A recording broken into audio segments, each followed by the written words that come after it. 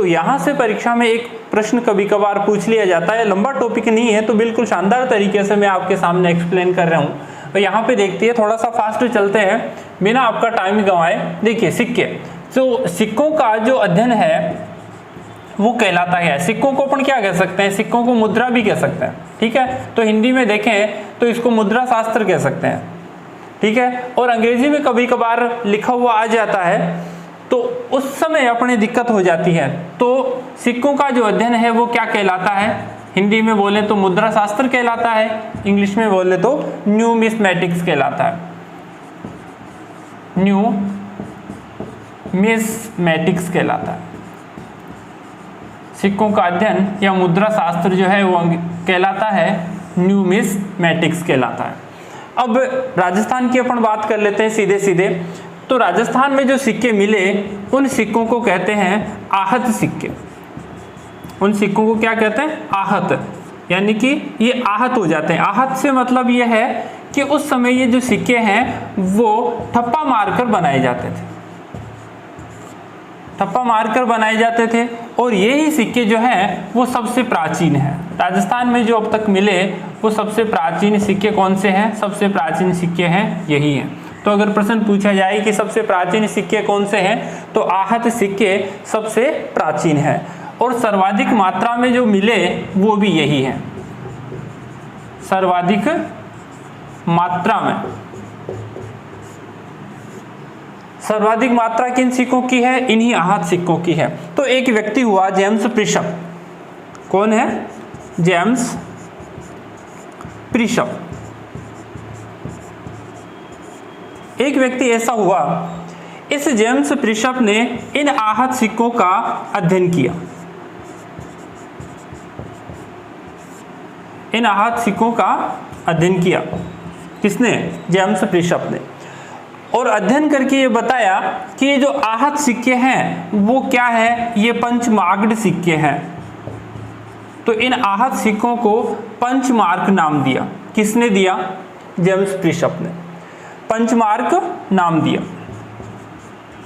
क्योंकि इन पर किसी प्रकार का कोई शब्द अंकित नहीं था, किसी प्रकार की भाषा नहीं थी, सिर्फ 5 मार्क्स होते थे, चिन्ह थे।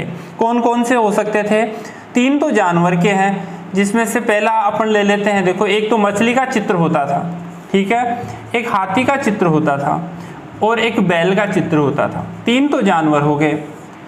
एक चौथा चित्र होता था अर्ध चंद्र, आधा चांद, ओके, आधा चांद भी होता था और एक पेड़ का चिन्ह होता था। तो इस तरह से ये 5 चिन्ह होते थे और इन 5 चिन्हों के आधार पर जेम्स प्रिशप ने इन आहत सिक्कों को नाम दिया पंचमार्क।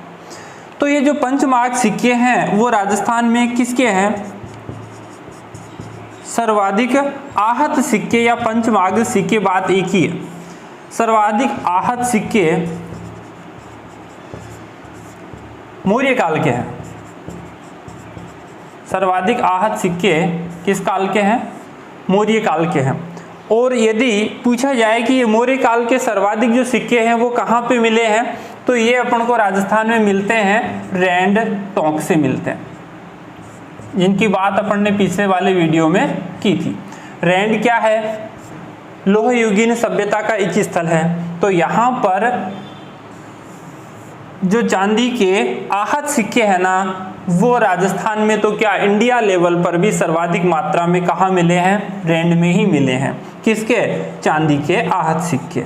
तो अगर प्रश्न पूछा जाए कि चांदी के आहत सिक्के राजस्थान में सर्वाधिक कहाँ मिले, रैंड से मिले। सर्वाधिक सिक्के किसके हैं, मौर्य काल के हैं। और यदि प्रश्न आए कि सोने के सिक्के सर्वाधिक किसके हैं, सोने के सिक्के, गोल्ड कॉइन्स, तो सर्वाधिक सोने के सिक्के आएंगे फ्रेंड्स गुप्त काल के जो राजस्थान में मिले हैं। उस समय फिर मौर्य काल आप नहीं करें, सर्वाधिक सोने के सिक्के किसके हैं, गुप्त काल के हैं। और यदि भारत में पूछे, ठीक है, यदि भारत में ये पूछे कि भारत में सबसे पहले सोने का सिक्का किसने चलाया, तो ये लिखें भारत में फर्स्ट, सबसे पहले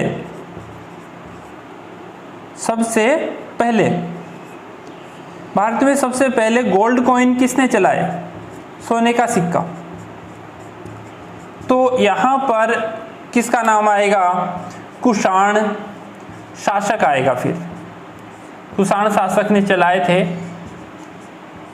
और उसका नाम है, थोड़ा सा अटपटाई है, हालांकि आपको याद रखना है, विम। विम कौन सा है? अपने बर्तन धोने वाला विम है। कड़क जो है सफाई वो कर देता है, कड़क, और यहां पर फिसस जोड़ दें आप, इस तरह से उसका नाम याद रख लें कि सोने के सिक्के सबसे पहले किसने चलाए थे? कुषाण शासक विमकर्ड फिसस ने सोने के जो सिक्के हैं वो सबसे पहले चलाए थे।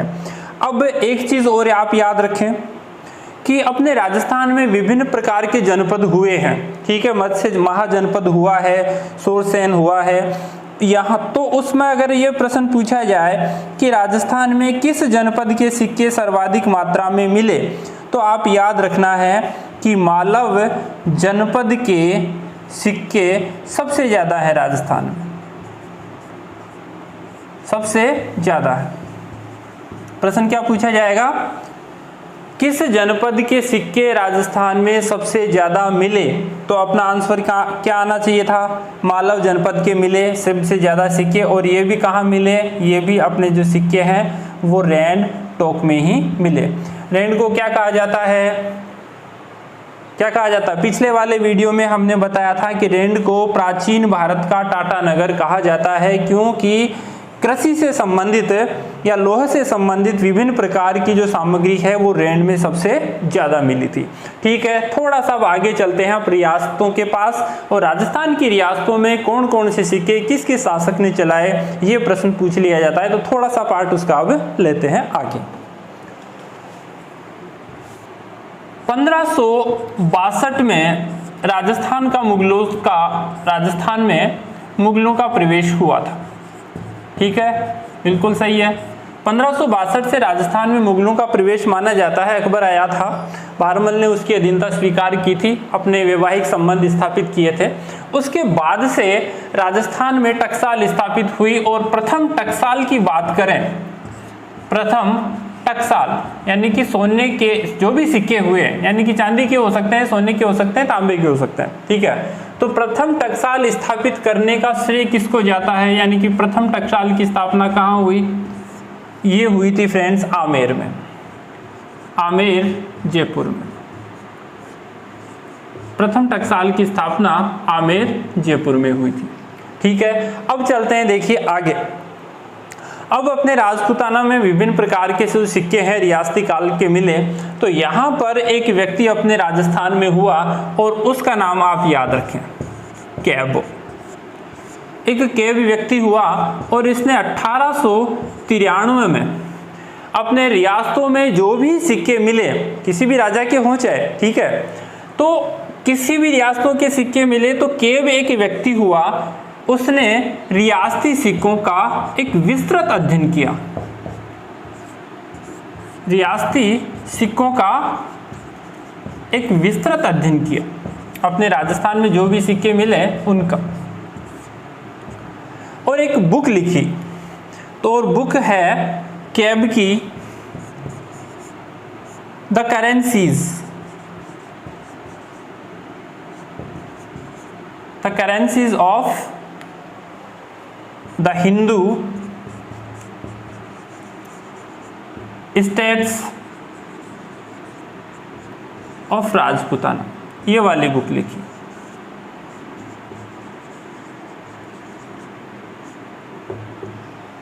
The currencies of the Hindu states of Rajputana, यानी कि राजपूताना के जो हिंदू राज्य हैं उनकी मुद्राएं या उनके सिक्के, ये वाली बुक लिखी। और इस बुक का आज भी काफी महत्व है, उसी के आधार पर हम जो सिक्कों की बात करते हैं वो यही है। अब इसके आधार पर कौन कौन से सिक्के चले, तो सबसे पहले मैं बात करता हूं अपने सबसे प्राचीन जो रियासत है मेवाड़, उसी की बात कर लेते हैं कि मेवाड़ में कौन कौन से सिक्के चले सबसे ज़्यादा, ये प्रचलित है। तो थोड़ा पहले हुणों का आक्रमण हुआ था या हुणों का शासन था, तो हुणों के समय यहाँ पर एक मुद्रा प्रचलित थी और उस मुद्रा का नाम था गधिया सिक्के।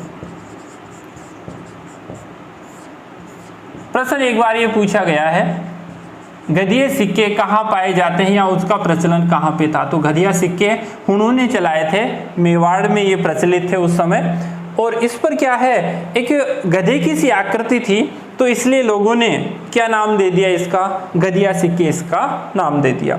उसके बाद देखिए थोड़ा सा और आगे चलते हैं। मेवाड़ में एक व्यक्ति बने, शासक बने स्वरूप सिंह। इन्होंने यहां पर अपने नाम से सिक्के चलाए, स्वरूप शाही सिक्के। तो याद रखना आपको ये प्रश्न, ये इस तरह से याद रखना है, स्वरूप शाही सिक्के, बस ये प्रश्न पूछा जाता है। कभी कभार तो क्या है, ऊपरी तौर पर ही प्रश्न पूछ लिया जाता है, अक्खे शाही, स्वरूप शाही, ये क्या है, पगड़ियों के प्रकार हैं, सिक्के हैं। तो इस तरह से ये प्रश्न आया था, दो बार आ चुका। तो स्वरूप शाही सिक्के, और इसी ने चांदोड़ी सिक्का चलाया। चांदोड़ी सिक्का चलाया जो चांदी का नहीं होता था, ये सोने का सिक्का होता था। और चंद्रकुंवरी के नाम से उसने ये चांदोड़ी सिक्का चलाया था, चांदोड़ी सिक्का। तो ये दो हो गए मेवाड़ के सिक्के हो गए। अब मेवाड़ में क्या है, बहुत सारे ठिकाने थे, तो सबसे जो प्रमुख ठिकाना आता था मेवाड़ का वो था सलूम्बर, प्रथम श्रेणी का ठिकाना था। याद रखें, कभी कभार अगर ये प्रश्न भी आ जाए कि मेवाड़ का सबसे प्रमुख ठिकाना कौन सा था जो प्रथम श्रेणी का था और उसमें भी सबसे पहले आता था, तो ये एक सलूम्बर था। ठीक है, यानी कि क्या था, मैंने क्या बताया था, प्रथम श्रेणी का ठिकाना था ये सलूम्बर। तो प्रथम श्रेणी का ठिकाना था, तो इसी ठिकाने को क्या है, सिक्के डालने का अधिकार था। और यहाँ पर जो सिक्के सलूम्बर ने चलाए वो पद्मशाही कहलाए, पद्मशाही सिक्के। याद इस तरह से रखें, प्रथम तो प्रथम था सलूम्बर, और जो पद्मशाही सिक्के हुए वो किसके हुए, सलूम्बर के हुए।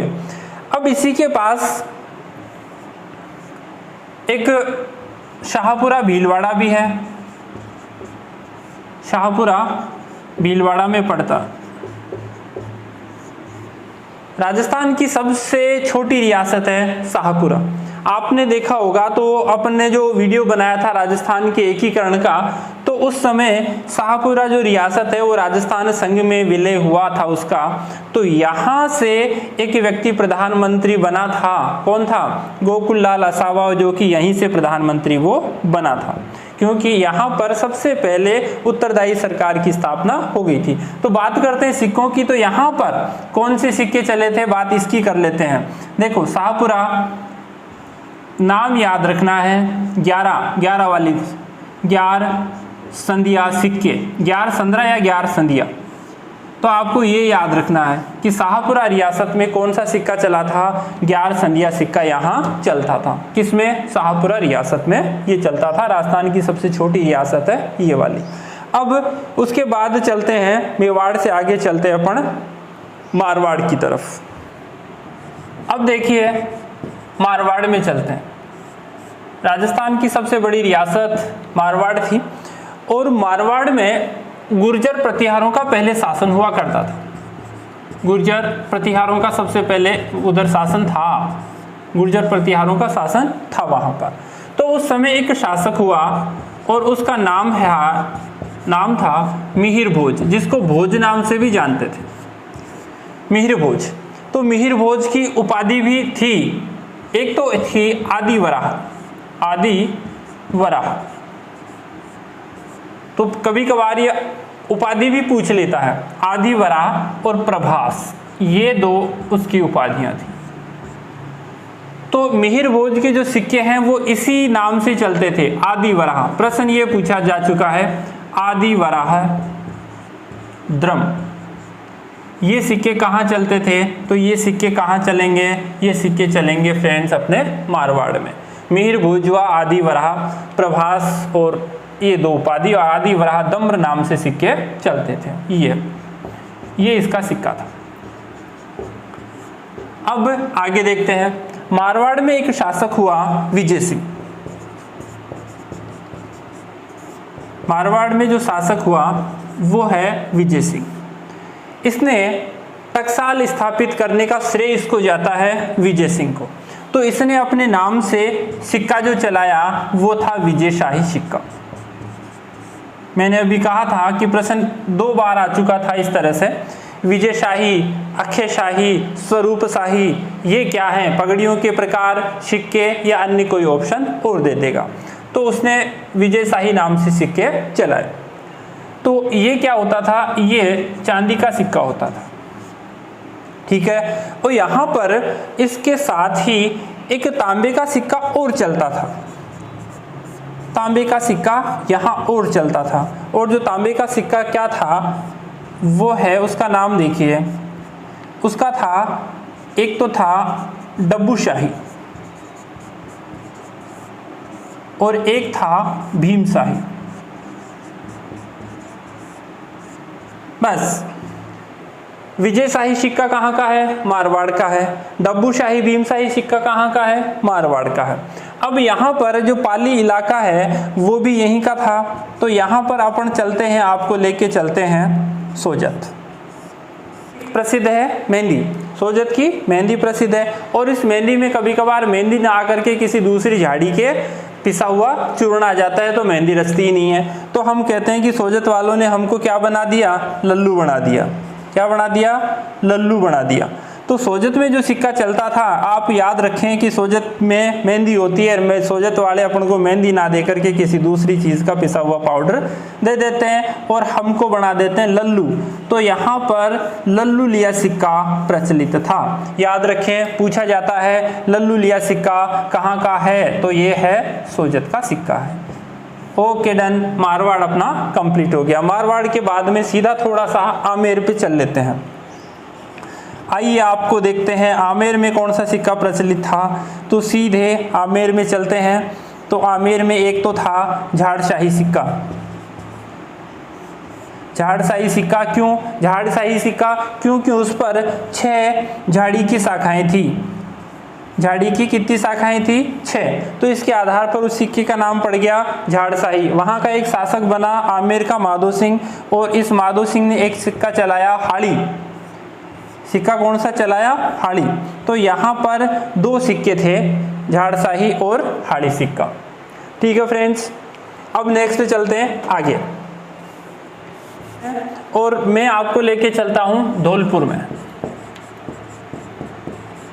ये प्रश्न यहाँ से धौलपुर वाला जो है, एक बार परीक्षा में प्रश्न उठा चुका है, धौलपुर में जो सिक्का प्रचलित है वो।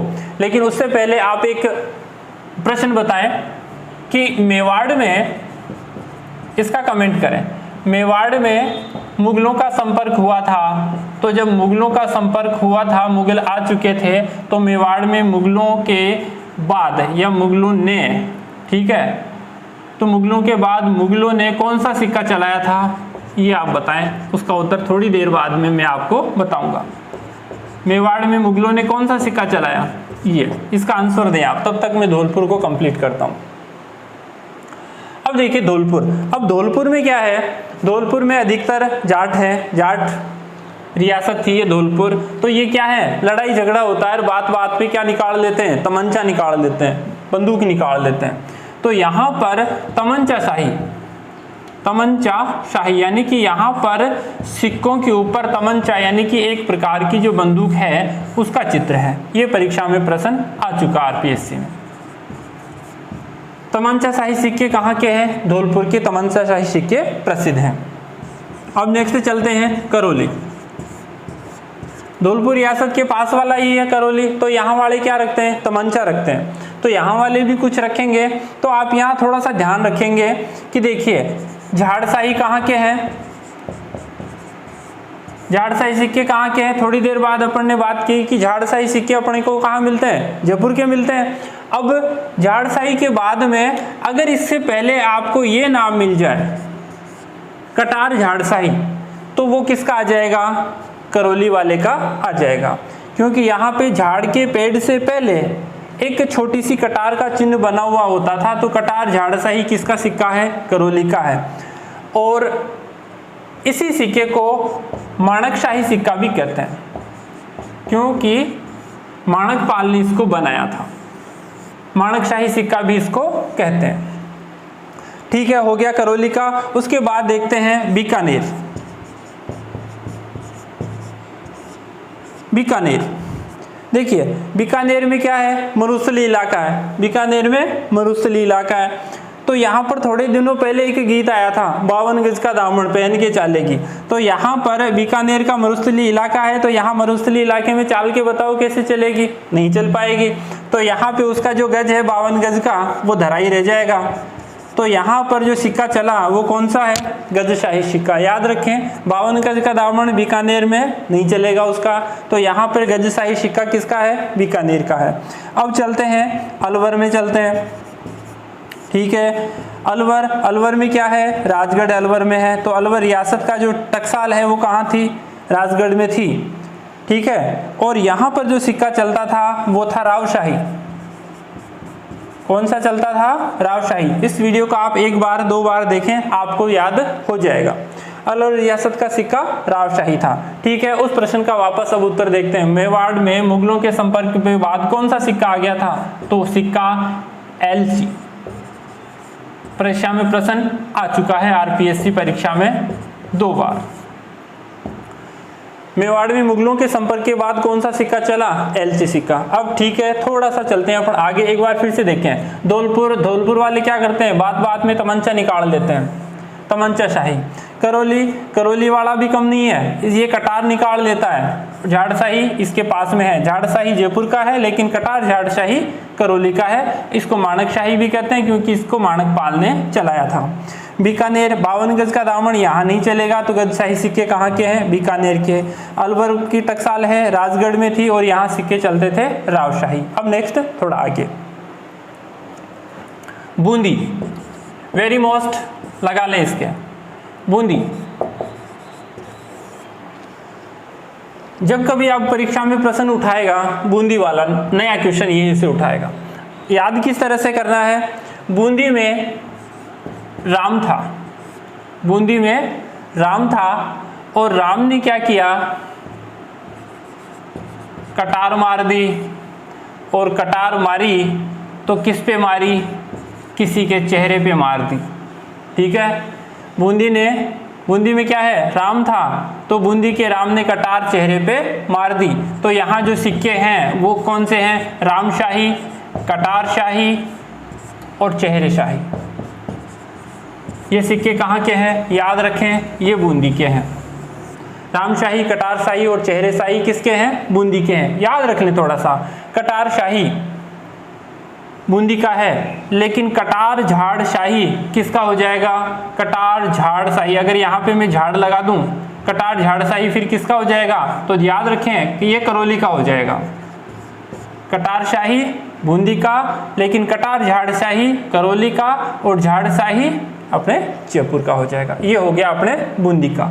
अब बूंदी के बाद चलते हैं, आपको जैसलमेर दिखाने के लिए ले चलते हैं। वेरी मोस्ट जैसलमेर भी, यहाँ पर एक तांबे का सिक्का चलता था जिसकी बात परीक्षा वाला ज्यादा करता है। तांबे का सिक्का परीक्षा वाला ज्यादातर उसी के बारे में पूछ लेता है, और उस सिक्के का नाम था डोडिया।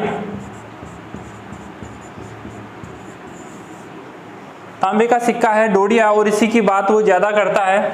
और जो चांदी का सिक्का था वो है मुहम्मद शाही, मुहम्मद शाही, ये याद रखें आप, मुहम्मद शाही। राजस्थान में सबसे ज़्यादा मुस्लिम जो जनसंख्या है वो कहाँ की है, जैसलमेर की है। तो मुहम्मद शाही सिक्का कहाँ का है, ये भी जैसलमेर का ही है। अब जैसलमेर के बाद में आगे आपको लेके चलते हैं डूंगरपुर।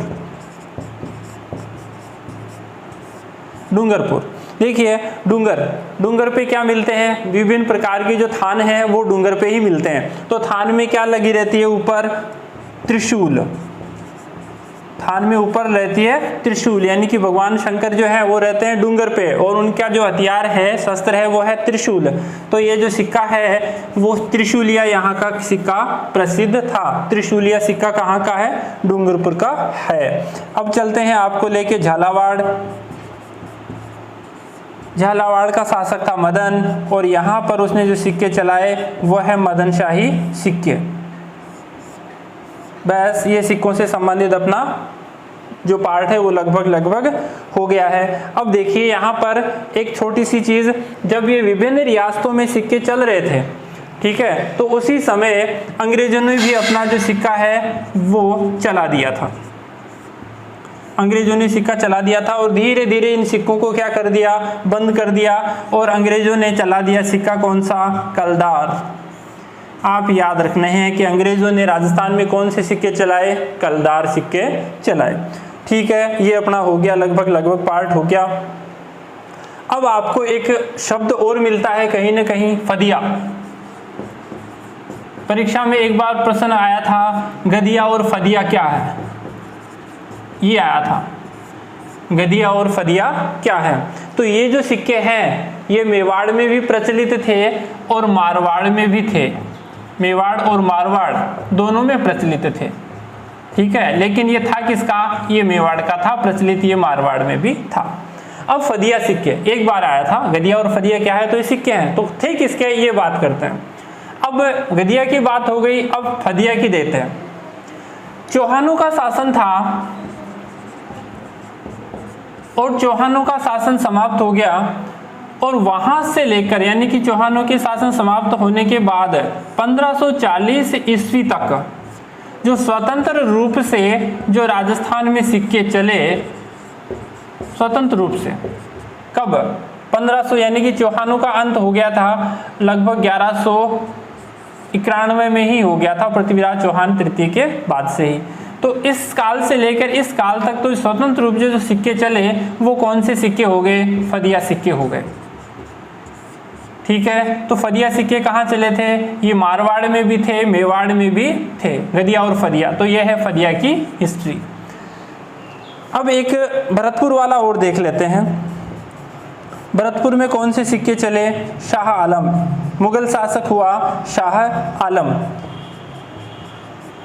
तो इसने, भरतपुर वाले शासक ने मुगल शासक शाह आलम के नाम से सिक्के चलाए। तो शाह आलम सिक्के कहाँ चले, सीधे चलते हैं अपन भरतपुर में कि वहाँ पर चले, क्योंकि देखिए राजस्थान का मानचित्र, तो यहाँ पे भरतपुर सबसे दिल्ली के कहाँ आएगा, दिल्ली के यहाँ टच में कौन आएगा, भरतपुर आएगा। तो यहाँ पर सीधे संपर्क में है। तो शाह आलम जो दिल्ली का बादशाह था उसने यहाँ पर सिक्के चलाए, शाह आलम। तो आप याद रख लें किस तरह से करोगे कि भरतपुर दिल्ली के सबसे ज़्यादा टच में है, तो शाह आलम द्वितीय जो राजा बना उसने सिक्के अपने वहीं पे चला दिए। तो ये हो गए सिक्कों से संबंधित अपने राजस्थान के इतिहास को जानने का जो स्रोत है उसके बारे में। आगे अपन राजस्थान के जो विभिन्न प्रकार के जो अभिलेख हैं जो हमें इतिहास की जानकारी देते हैं उनकी बात करते हैं और फिर से आपको एक नए कंटेंट से रूबरू कराएंगे। तो फिलहाल आप अपने चैनल को देखते रहें, लाइक करते रहें, सपोर्ट करते रहें। Thank you, keep watching. आपका अपना मीनएक्स स्टडी।